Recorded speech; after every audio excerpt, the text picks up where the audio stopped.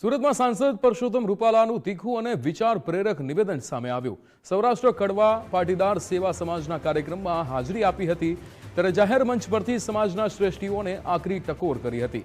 સમાજના કાર્યક્રમોમાં નેતા બોલે ત્યારે સભા ખાલી થાય, છૂટાછેડા બાદ પૈસા ગણવાની માનસિકતા પર કડક ટીકા કરી હતી।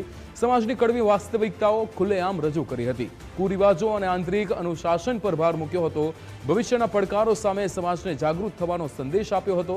15 જાન્યુઆરીએ સુરતમાં આપેલું ચર્ચાસ્પદ નિવેદન સામે આવ્યું હતું। હવે આપણે સમાજમાં કોઈ નિયમો રાખ્યા છે, આપણું કોઈ બંધારણ છે, આપણે કોઈ નીતિ નિયમ પ્રમાણે હાલવું છે કે આપણે સમાજના નામે ભેગું થવાની છઈયો અને પછી ઘેરે વારો આવે તે આપણી મેળે છઈયો। એમાં હવે ખૂબ ગંભીરતાથી વિચારવાની આવશ્યકતા છે ને અન્ય સમાજો આપણી કરતા આગળ થઈ ગયા છે। 5-25 વર્ષ પહેલા એવો સમય હતો કે આપણો સમાજ નિર્ણય કરતો અને બીજો સમાજ એને ફોલો કરતો।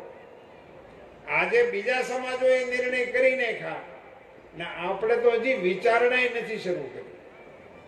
આ ખૂબ ગંભીર મુદ્દો છે, એમાં આપણે વિચારવાની આવશ્યકતા છે।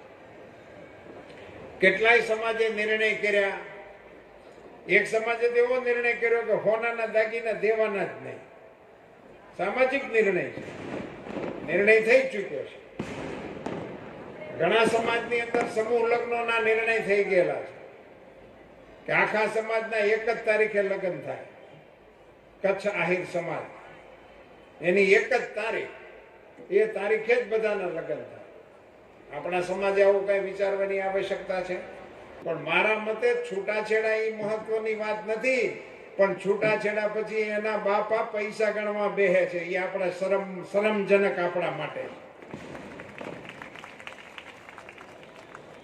આપણે ક્યાં પહોંચી ગયા? આપણા સમાજમાં દીકરીના પૈસાની દેતી લેતીના વિષયો હાલે કડવા પટેલ સમાજની અંદર। માની સામે તમે એમ બોલો કે અમે માના ઉપાસકો છીએ ને માં મંદિર વાળી જ છે એવું નહીં, માં ઘર વાળી એ છે। ઘરની અંદર જે બેઠી છે ને એને રાજી રાખવાની આવશ્યકતા છે। સમાજના કુરિવાજો સંદર્ભે જે અલગ અલગ પ્રથાઓ કે જે જરૂરી નથી તે શરૂ થઈ છે, તે સંદર્ભને લઈને પરસોત્તમ રૂપાલા સાંસદે એક સમાજના કાર્યક્રમની અંદર સમાજને આ વિષય જે છે તે ચેતવ્યો છે। આપણી સાથે પુરુષોત્તમ રૂપાલા સાહેબ છે। રૂપાલા સાહેબ, જે આપની સ્પીચ અમે જોઈ, અલગ અલગ વિષયો સમાજને લગતા જે છે એમાં આપે કહ્યું કે જે સુધારા થવા જોઈએ, અત્યારે જે કૃપતા ચાલી રહી છે, શું આપનો નિર્દેશ હતો અને કઈ દિશાની અંદર શું થવું જોઈએ? રામ રામ। આપના માધ્યમથી આપના દર્શક મિત્રોને બહુ વિનમ્રતાપૂર્વક કહેવાના મતનો છું કે આ કોઈ નવી બાબત નથી। મારું આખું પ્રવચન જો કોઈ સાંભળશે તો એ સ્વયં સમજી જશે। સમયે સમયે સમાજના વડીલોએ સમાજને જરૂરી સુધારા વધારા કરી અને સમાજને દિશા આપવાના પ્રયાસો કર્યા છે। જ્યારે જે સમયની જે માંગ હોય એના માટે મેં ઉદાહરણ રૂપે એવું કહ્યું હતું કે અમારામાં 12 વર્ષે ઊંઝાથી નીકળતો પરિપત્ર અને એક તિથિએ જ આખા રાજ્યમાં લગ્નો થતા હતા। હવે એને સમજીને એ વખતે અપ્રાસંગિક બની ગયું છે, પણ એમાં બેઝિક સંકેત હતો સમૂહ લગ્નનો। એ આજે પણ સાંપ્રત છે, આજે પણ જરૂરી છે અને આજે પણ આવશ્યક છે। તો એ પ્રથામાં એને જડમૂળથી આપણે દૂર કરી દીધી, એને બદલે નવેસરથી સમાજમાં એવું કંઈક આપણે પ્રસ્થાપિત કરી શકીએ જે મૂળ ભાવનાને અનુરૂપ હોય, તો એમાં સમાજનું ખૂબ મોટું હિત સમાયેલું છે। એટલે વિષય એટલો જ છે કે સાંપ્રત સમયની અંદરની આપણી પ્રથાઓનું મૂલ્યાંકન કરીને એમાં જરૂરી સુધારા વધારાઓ સૂચવવાની સમયની માંગ છે।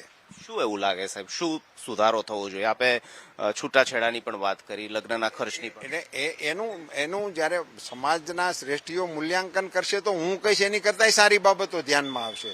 મેં તો એમ અડસઠે તમને એમ કહ્યું કે જૂના લગ્ન જીવનના પ્રથાઓની અંદર લગ્નના એસ્ટિમેટ જેટલું અત્યારે ખાલી ફોટોગ્રાફીનું એસ્ટિમેટ થાય છે। તો એ એક ઈશારો કહેવાય. પણ આખી પ્રક્રિયાઓને મૂલવી અને એમાં સમાજના શ્રેષ્ઠીઓ આ રસ્તાઓ કાઢી શકે.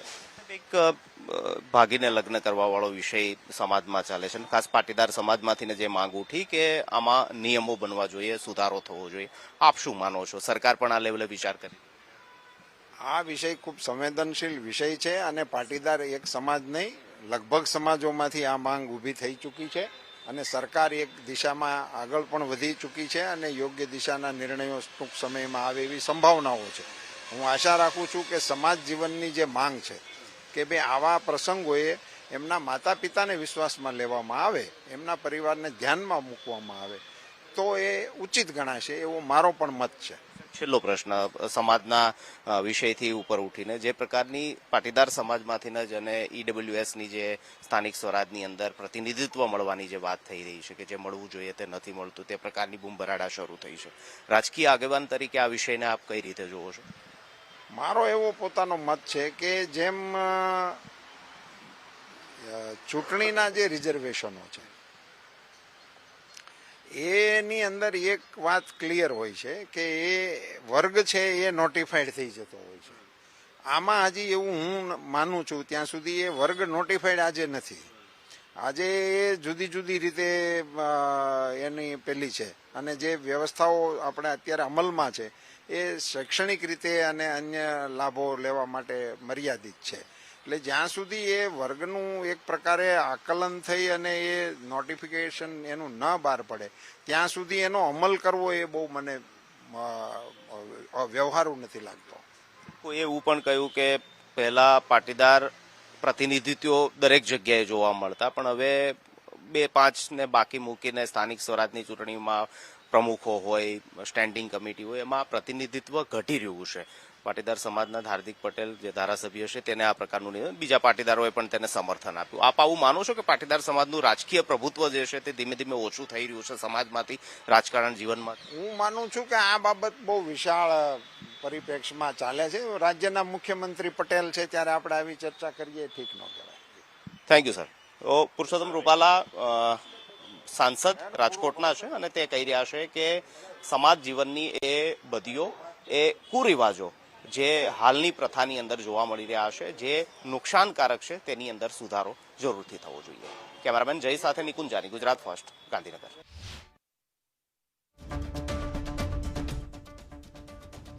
સાંસદ પરસોત્તમ રૂપાલાના નિવેદન મુદ્દે દિનેશ બાંભણિયાનું પણ નિવેદન સામે આવ્યું છે. દિનેશ બાંભણિયાએ કહ્યું છે કે સમાજ માટે સાચી અને સત્ય હકીકત છે.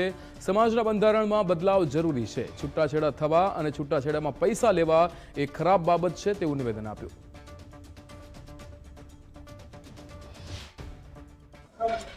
માનનીય શ્રી પરસોત્તમભાઈ રૂપાલાની જે વાત છે તે સમાજ માટે ખૂબ જ સાચી છે અને સત્ય હકીકત છે.